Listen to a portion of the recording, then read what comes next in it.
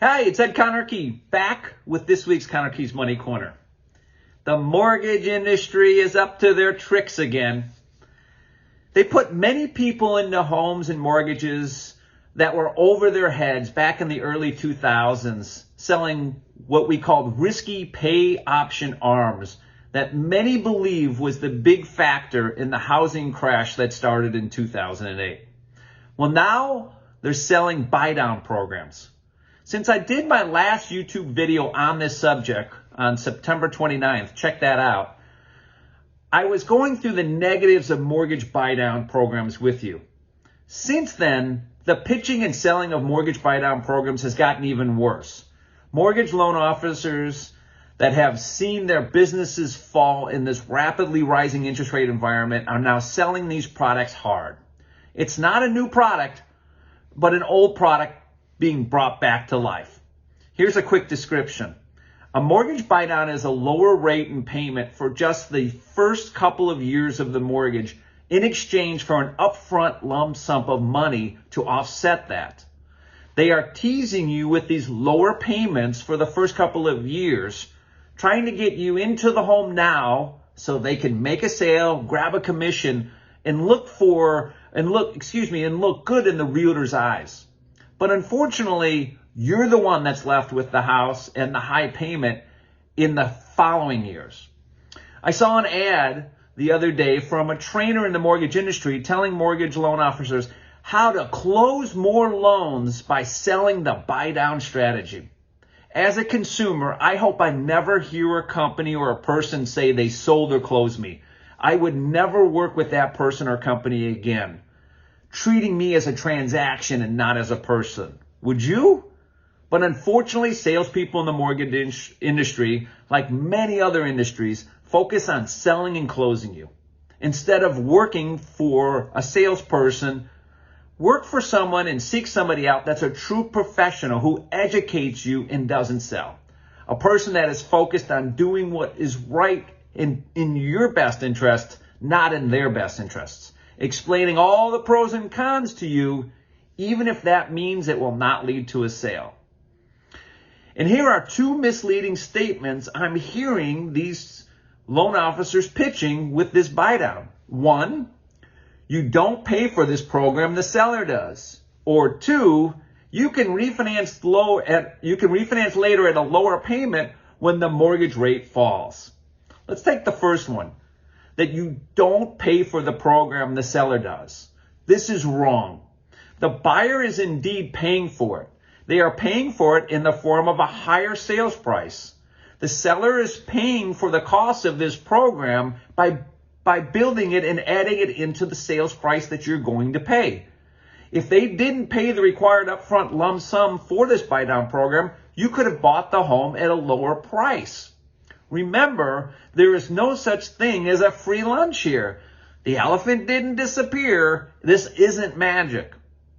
The second one that they say, you can refinance later to a lower payment when mortgage rates fall. I've heard this several loan officers saying this, and even predicting that rates will fall in the next year or two before your payment goes up to that highest level payment.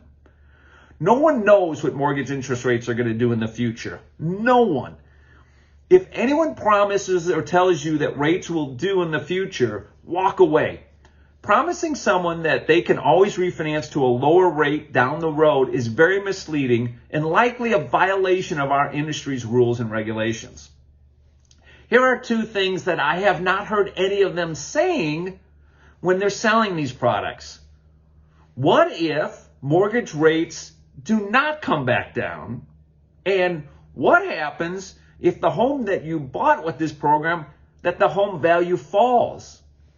This assumption that interest rates are going to fall is assuming, one, that rates do fall, and two, that you can refinance when that happens. But what if interest rates fall? Yes, but home values fall to a point where you can't refinance. In fact, if you buy a home and put 5% down and your home falls in value, you can't refinance unless you put more money down at the closing of your refinance. If that's too tough for you to do at that time, then you're stuck with that higher interest rate payment and you didn't want to be in the first place. They are assuming that home values will either stay the same or continue to go up. But what if they fall? And I'm afraid that may just happen. We just experienced the fastest jump in interest rates in 41 years. In fact, the report that just came out this past Tuesday showed U.S. home prices that the growth of that slowed by the largest amount ever on record in August, decelerating faster than economists' expectations. Think about it. Would you buy a car from a car salesman that tells you that your payment will jump $200 a month after the first year and another $200 a month after the second year and remain at that $400 higher monthly payment for the remainder of that car loan? And then goes on to make light of those jumps and tells you it's no big deal and you should be able to refinance out of that loan payment hopefully soon? I think not, right? Ask the mortgage advisor this question. If they're pitching you this program, ask them, have you ever done a mortgage buy down for yourself when you bought your home? Always be conscious of the difference between what someone suggests you do and what they actually do for themselves. So what to do here? Simply put, if you're not comfortable with the payment on a home that you're looking to buy today with the prevailing 30-year fixed mortgage interest rate and payment, then do not do the buy down program and do not buy that home. Instead, buy a lower priced home with a lower payment. Or better yet, don't buy at all. Sit on the sidelines, wait for rates and or sales prices to fall until where you're comfortable with that monthly payment. A monthly payment on a 30-year fix where the mortgage payment doesn't change. Remember, as I always say, a successful financial plan plans for the worst and hopes for the best. Never plan for the best. Assume you will never get out of that high interest rate and that high payment that is coming after the first couple of years. If you're okay with that high payment at the highest level, then go ahead and buy the home. But if you're not comfortable with that highest payment that's going to come around after the first couple of years are up at today's prevailing rate, then don't buy the home. It's that simple. I hope this makes sense. I'm not making any friends in the mortgage industry with this video, but I have to spread the truth about buy downs, doing what's right for you, the consumer.